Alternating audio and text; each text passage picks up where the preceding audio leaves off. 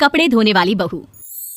शादी के पहले से ही विभा को कपड़े धोने का बड़ा शौक था। कभी नल के नीचे तो कभी तालाब के पास। अरे मेरी नीली वाली लुंगी नहीं दिख रही है। विभा की अम्मा कहाँ रखी है लुंगी? अरे वो तो विभा ने परसों ही धोकर रखी थी आपकी अलमारी में, देखो वहीं होगी। वो ना मैंने आज धो दी, मुझे लगा कि गंदी हो गई होगी।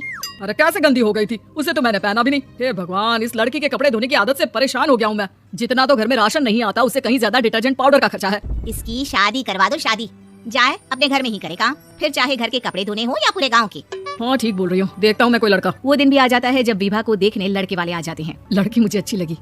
होने वाली सास कहती है, बेटी अगर कुछ पूछना है तो पूछ लो। वैसे तो हमारी लड़की बहुत ही शर्मीली है, जो बोल दो वो मान लेती है, इसे क्या पूछना होगा। अरे कैसी बात कर रही हो माँ, मुझे इन लोगों के घर रहना है, सवाल तो कई है। हाँ हाँ बेटा पूछ लो ना, क्या पूछना है।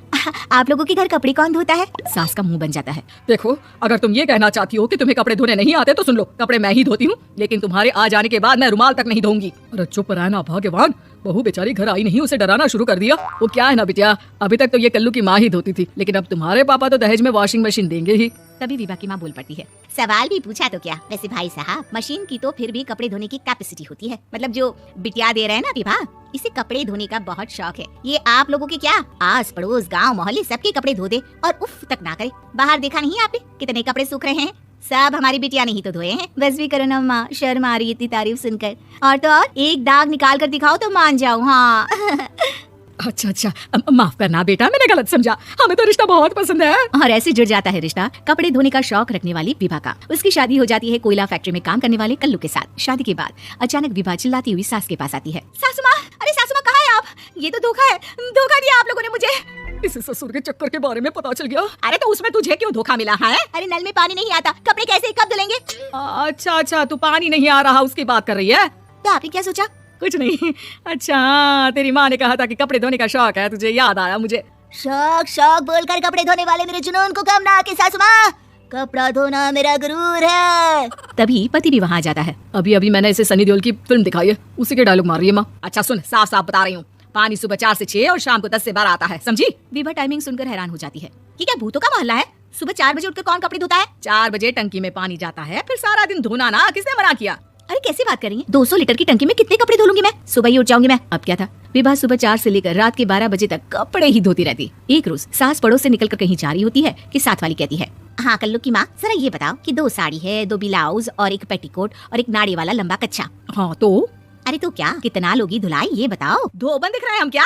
हमारे पति सरकारी नौकरी से अभी अभी रिटायर हुए हैं और बेटा सुपरवाइजर है कोयला फैक्ट्री में। धोबन समझ रखा है हमें? हाय रे कल्लू की अम्मा, माफ कर दो, वो तो मोहल्ले में यही सब बता रहे थे कि तुमने बहू को कपड़ा धुलवाने के काम में लगा दिया है। सास को पड़ोसन की बात सुनकर गुस्सा आ जाता है। वो घर पहुंचती है जहाँ घर के बाहर ही इतने सारे कपड़े सूख रहे होते हैं जितने की किसी धोबन के घर पर। अरे ओ कल्लू की दुल्हन, बाहर निकल। माँ जी यहीं आ जाओ, बाथरूम में चादर धो रहे हैं हम। अरे अभी हम धोते हैं, तुमको बाहर निकलो। ये आस पड़ोस वाले बोल रहे हैं कि हम बहू से कपड़े धुलवा धुलवा कर उसे कपड़ा धोने वाली बना दिए हैं। अरे छोड़ो ना माँ जी, किन लोगों की बातों में आती हो? आस पास के लोगों का तो काम ही होता है कि वो किसी तरह सास बहू को लड़ा दे। बहू सारे घर के कपड़े धोती है, ये क्या कम है? बोलिए।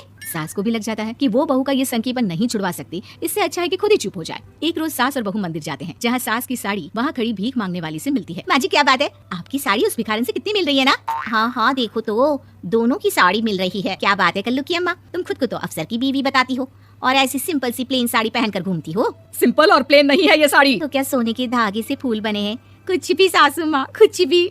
हाँ बने थे इस साड़ी में सोने के धागे से फूल। मेरे पति लेकर आए थे मद्रास से स्पेशली मेरे लिए 10,000 की। ताहे भाई साहब इस भिखारन के लिए भी सेम टू सेम साड़ी लेकर आए होंगे 10,000 की। सास उस वक्त कुछ नहीं कहती, लेकिन बहू के साथ घर आती है और अलमारी से एल्बम निकाल कर लाती है। ये साड़ी देख रही है, ये वही साड़ी है जिसे मैंने अभी पहना था। इस साड़ी में ये जो चमकदार फूल दिख रहे हैं ना, ये सोने के धागों से काटे गए हैं, लेकिन तू लोकल वॉशिंग मशीन ब्रश से घिस घिस कर सारे फूलों को निकाल कर साड़ी प्लेन कर दी। मुझे माफ कर दीजिए सासू माँ। और तो और, जब मैंने तुझे तेरी गलती के लिए कुछ नहीं कहा, लेकिन तूने तो सबके सामने मेरा मजाक ही बना दिया। क्यों? बहू को समझ में आ जाता है कि अब से उसका कपड़े धोना बंद।